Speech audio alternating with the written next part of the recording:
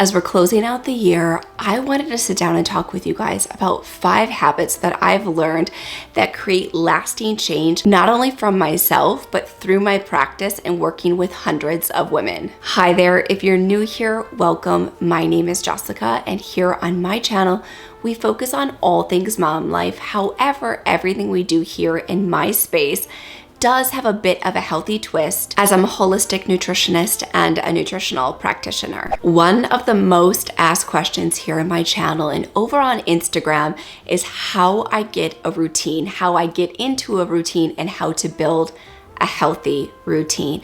And seeing how we will soon be moving into the new year, I thought this was the perfect time to sit down and film this video for you guys.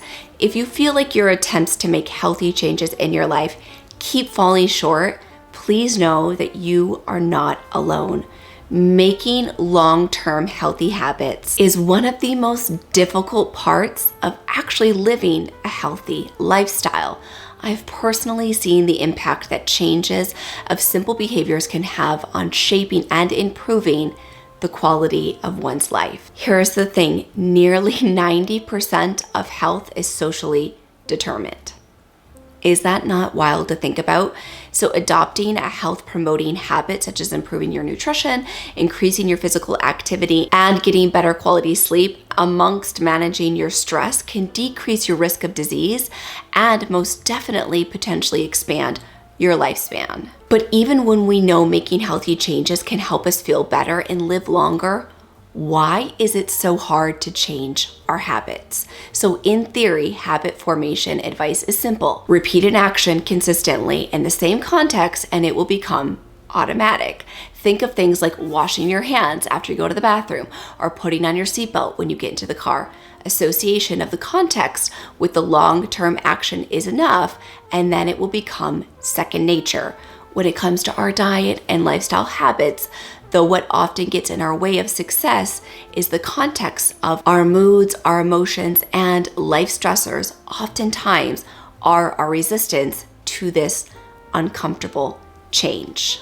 So this leads me to my number 1 tip, and that is intention matters. When working to form a new habit, the first step is to create awareness around why you are seeking to make the change in the first place. For example, the goal of releasing weight may be the intentional motivator for you for changing your nutrition and exercise routine, but the intention is to feel your best so you can be in your body, to be active with your children and have more energy to play with them. This intention can help serve you on a daily basis while you're working toward the actual goal. While setting the goal is focused on the future, setting the intention keeps you grounded and present in the moment. As humans, we are hardwired for instant gratification, and the intentions to help us fill that immediate need while working on a sustainable long-term goal is what will help us create this long-lasting change. The bottom line is that it has to start with you and your desire to change for long-term success. And the intention needs to stem from something that inspires you every single day. My second tip to creating healthy habits and routines is accountability. We know this. Accountability is fuel, whether it's from a support group, whether it's from a family member, a friend, a community, a coach, a group of people around you, or a nutritionist, somebody in your corner to root you on and create accountability is paramount. When you have accountability from someone or a group of people that you engage with, you have this power of social expectations, helping to fuel your likelihood of achieving the actual goal. Honestly, this oftentimes is what makes my clients, especially in my group course Moms Need to Be Healthy Too, so successful. It's that goal and that social community accountability on our group calls, asking questions, getting motivation from other people in the group, other moms, hearing their success truly increases the outcome of that group course tremendously. And I have seen this over and over again in my practice. I have women that I work with one-on-one where they know what to do. They're aware of the foods. They even have them in their home oftentimes,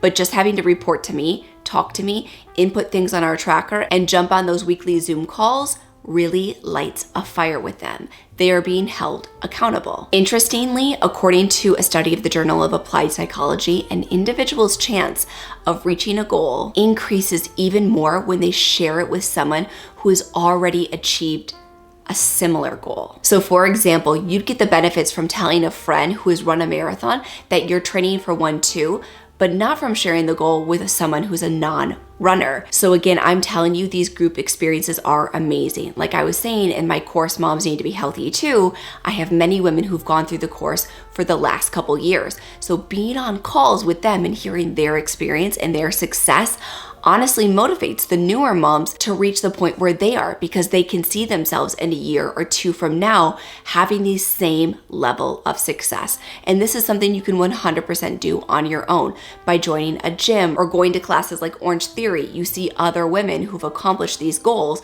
that are a little bit further ahead than you. It really does help you achieve these goals faster and more effectively because you can see somebody who's a wonderful example of that. My third tip is consistency is key, but so is flexibility. I talk about this one a lot here on my channel. I am all about a routine and staying consistent, but I found when I shedded the skin of being rigid, everything in my life changed tremendously.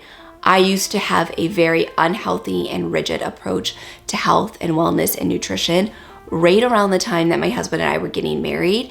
And when I found that I could stay consistent but be incredibly flexible, my health went to another level, more than I could have ever imagined. So while making an action plan and a habit requires routine and definitely consistency, these consistent contextual clues in life are very, very helpful. However, we know that life can throw your schedule off and force you to roll with the punches. So amidst your implementation of a healthy habit, you'll go on vacation, you'll attend a party, a dinner out with family and friends, and you should be able to succeed in any and all of those situations and scenarios. True success will be measured by your ability to engage with activities without allowing them to derail you of your goals. After all, healthy habits take time to develop, and exactly how much time may be different for each individual. Studies have shown that habits can take anywhere from 15 days up to 200 days to truly form. So while repetition is definitely key in making the habit stick,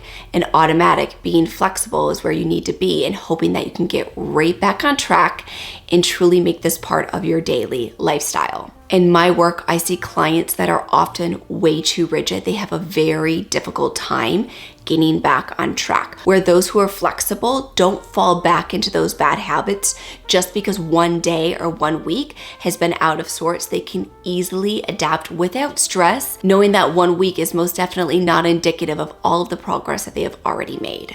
My fourth tip is that you want to start small and be extremely specific. So people who set goals that are stepwise and specific are 90% more likely to succeed. This is because in order for a good habit to become sustainable and enjoyable, getting started must not be too extreme or sudden. I always say that by creating small building blocks that my clients can continue to grow and build on their own is extremely important. If it's extreme and sudden, it's very hard to maintain. If you set a new goal and you fall off right off the bat, that means that that goal was too lofty.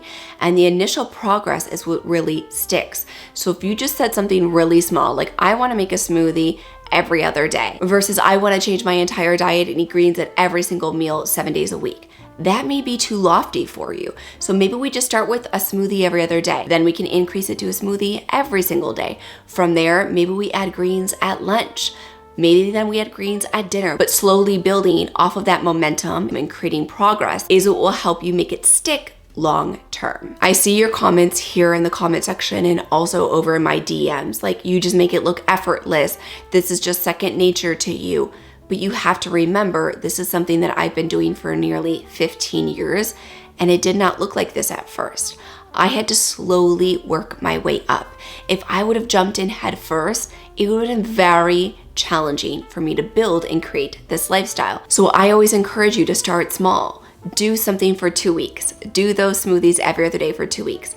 Then do a smoothie every day for another 2 weeks. Now you're 4 weeks in and suddenly you're drinking a green smoothie every day.